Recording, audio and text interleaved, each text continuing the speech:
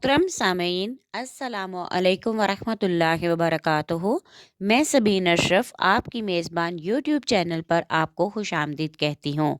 उम्मीद है आप सब खैरियत से होंगे।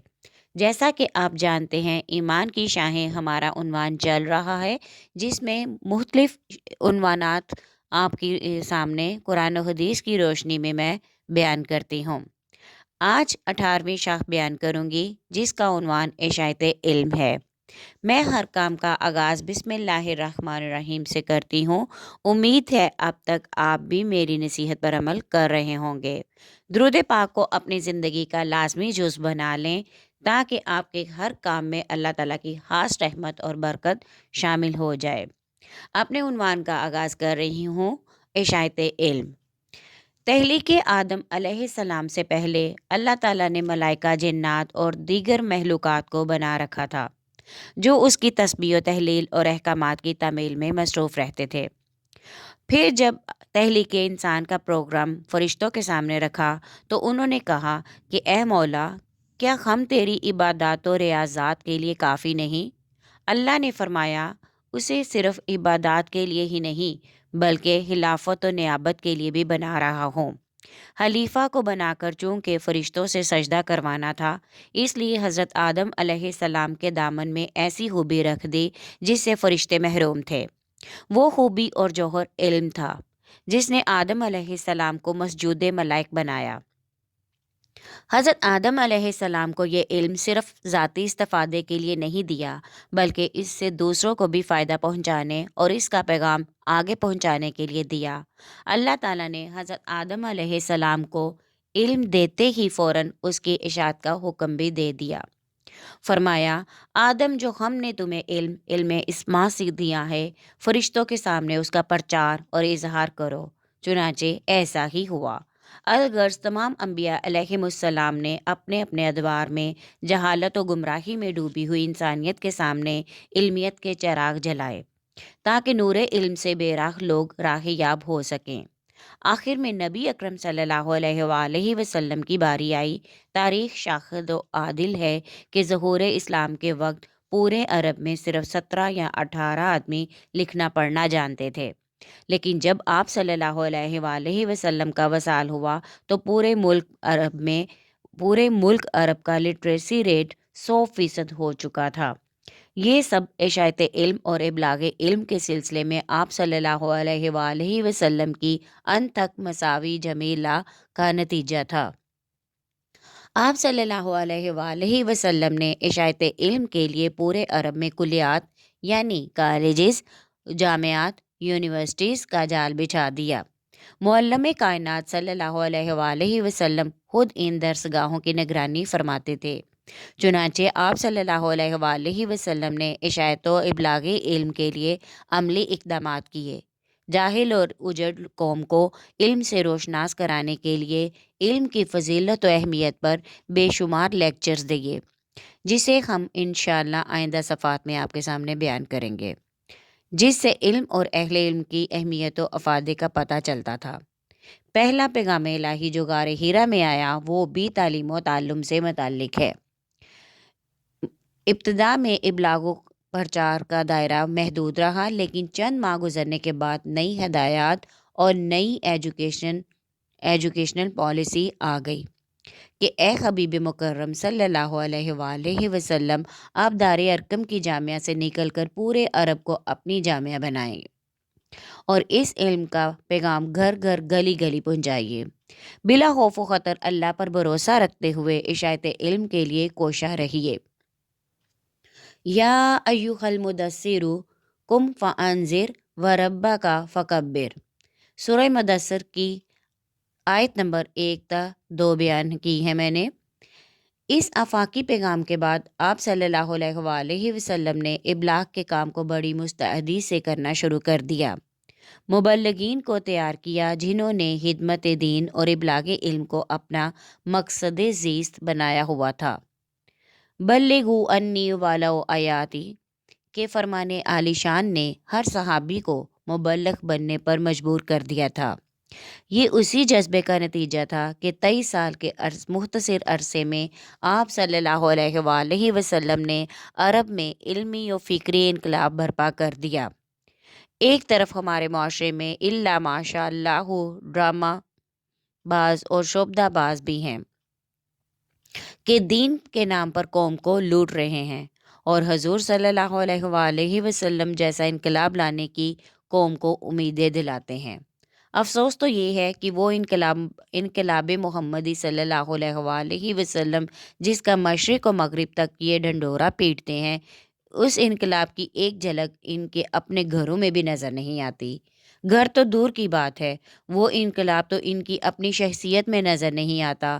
اگر انقلاب نظر آتا ہے تو فقط معاشی انقلاب، یعنی یہ لوگ انقلاب کا نعرہ لگانے سے پہلے خود سفید پوش طبقے سے تعلق رکھتے تھے، اور اب سفید پوش لوگوں سے بات کرنا اپنے مزاج آمرانہ اور قیادت ظالمانہ کے خلاف سمجھتے ہیں، کیونکہ اب ان کا نام جاگیرداروں اور سرمایہ داروں کی فہرست میں نظر آتا ہے۔ فقط مٹی کے پیالوں میں پانی پینے سے انقلاب آنا ہوتا تو اس غریب کی زندگی میں بھی انقلاب آ جاتا جسے مٹی کے چند برتنوں کے سوا کچھ میسر نہیں۔ اشاعت علم اور قرآن۔ اللہ تعالیٰ نے نبی اکرم صلی اللہ علیہ وآلہ وسلم کی بعثت مبارکہ کے مقاصد عظیمہ کو قرآن میں مختلف مقامات پر بیان کیا ہے، جس سے یہ حقیقت عیاں ہو جاتی ہے کہ آپ صلی اللہ علیہ وآلہ وسلم کی زندگی کا مقصد صرف ابلاغ دین، اشاعت علم اور اقامت دین تھا۔ سورہ بقرہ میں ارشاد باری تعالیٰ ہے، جیسا کہ بھیجا ہم نے تمہارے پاس تم میں سے رسول ہماری آیات تمہیں پڑھ کر سناتا ہے اور تمہیں پاک فرماتا ہے اور تمہیں کتاب و حکمت سکھاتا ہے اور تمہیں ایسی باتوں کی تعلیم دیتا ہے جنہیں تم جانتے ہی نہیں تھے۔ اسی بات کو اللہ تعالیٰ نے 4 مختلف مقامات پر بیان کیا ہے کہ نبی اکرم صلی اللہ علیہ وآلہ وسلم تمہیں کتاب و حکمت کی تعلیم دیتے ہیں، علم سکھاتے ہیں، اس کا پرچار فرماتے ہیں۔ سورۃ النمل میں ارشاد باری تعالیٰ ہے، اور ہم نے آپ کی طرف ذکر قرآن مجید نازل فرمایا تاکہ آپ لوگوں پر وہ چیزیں واضح فرما دیں جو ان کے لیے نازل ہوئی ہیں۔ سورۃ الاعراف میں ارشاد باری تعالیٰ ہے، جو لوگ امی نبی رسول کی پیروی کرتے ہیں جسے وہ اپنے ہاتھوں راتوں انجیل میں بھی لکھا ہوا پاتے ہیں، وہ ان کو معروف کا حکم دیتا ہے اور منکر سے روکتا ہے، وہ ان کے لیے پاکیزہ چیزوں کو حلال اور ناپاک چیزوں کو حرام ٹھہراتا ہے، وہ ان پر سے وہ بوجھ اور پابندیاں اتارتا ہے جو ان پر پہلے سے رہی تھیں۔ سورہ آل عمران میں ارشاد باری تعالیٰ ہے، یاد کرو جب اللہ تعالیٰ نے پختہ وعدہ لیا ان لوگوں سے جنہیں کتاب دی کہ تم اسے لوگوں کو کھول کھول کر بیان کرنا اور چھپانا نہیں ہے۔ سورۃ النحل میں آتا ہے، اور ہم نے آپ پر اسی لیے ہی کتاب اتاری ہے کہ آپ صاف صاف بیان کر دیں ان کے لیے وہ بات جس میں وہ اختلاف کرتے ہیں۔ قرآن مجید جو تمام علوم و فنون کا منبع و سرچشمہ ہے، اس کی تشریح اور توضیح کا کام حضور صلی اللہ علیہ وآلہ وسلم کے ذمہ تھا۔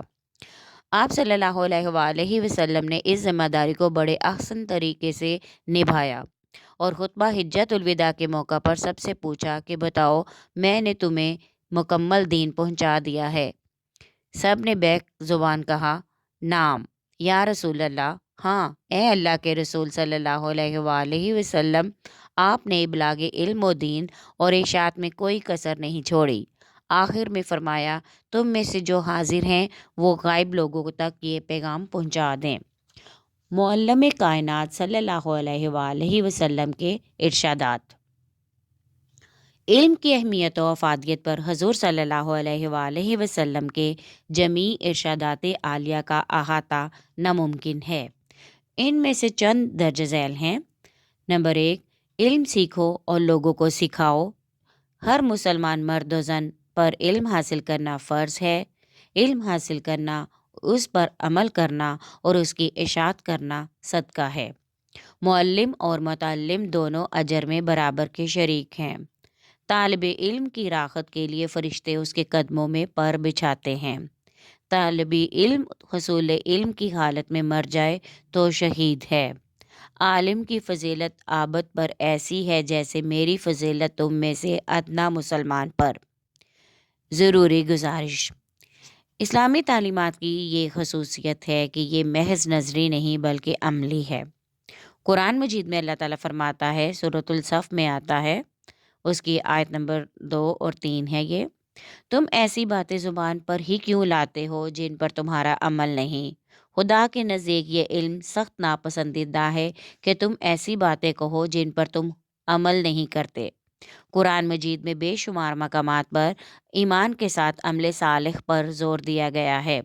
آمنوا وعملوا الصالحات، ایمان لاؤ اور عمل صالح کرو۔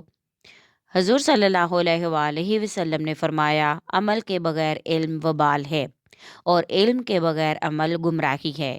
ایک دفعہ آپ صلی اللہ علیہ وآلہ وسلم نے فرمایا کہ 2 آدمیوں نے میری کمر توڑ دی، ایک جاہل عابد نے، دوسرے بے عمل عالم نے۔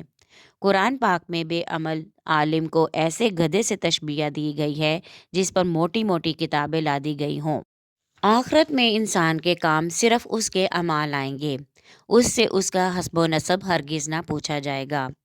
کتمان علم کی سزا سورۃ البقرہ میں ارشاد باری تعالیٰ ہے، بے شک وہ لوگ جو چھپاتے ہیں ان چیزوں کو جو ہم نے نازل کی روشن دلیلوں اور ہدایت سے، اس کے بعد بھی ہم نے کھول کر بیان کر دیا انہی لوگوں کے واسطے کتاب میں۔ یہی وہ لوگ ہیں جن پر اللہ تعالیٰ لعنت فرماتا ہے اور لعنت کرنے والے لعنت کرتے ہیں۔ حضور صلی اللہ علیہ وآلہ وسلم نے فرمایا، جس شخص سے کسی ایسی چیز کے متعلق سوال کیا جس کا اس کو علم تھا، پھر اس نے اس کو مخفی رکھا، اس کے منہ میں قیامت کے دن آگ کی لگام ڈالی جائے گی۔ اشاعت علم کرنے والوں کو بشارت۔